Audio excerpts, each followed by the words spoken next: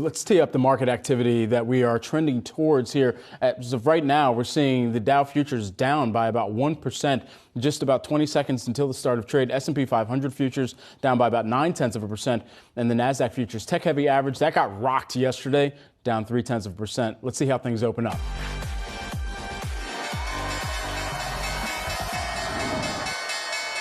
And there we have that opening bell on Wall Street, which, we can see another tough session here.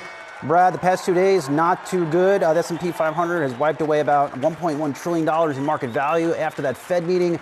Really drove up the concerns about a recession in this country early next year.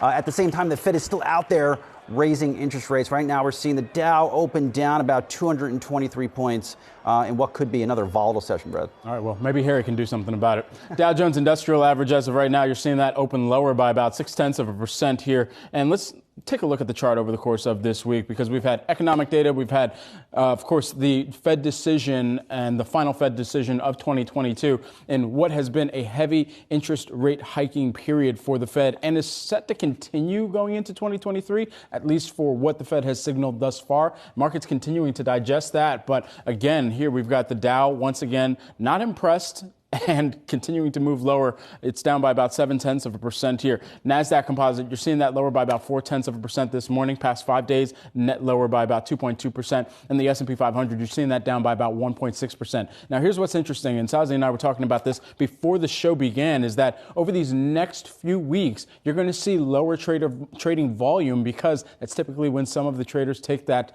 holiday vacation. So some of that low volume may lead to some of those outsized swings as well. So keep a close eye on that, and that's the context there. And then lastly, we'll take a quick look at some of the sector activity. Looks like we only have one positive sector right now. That is communication services, up by about 0.25%. Everything else in the red, Saz.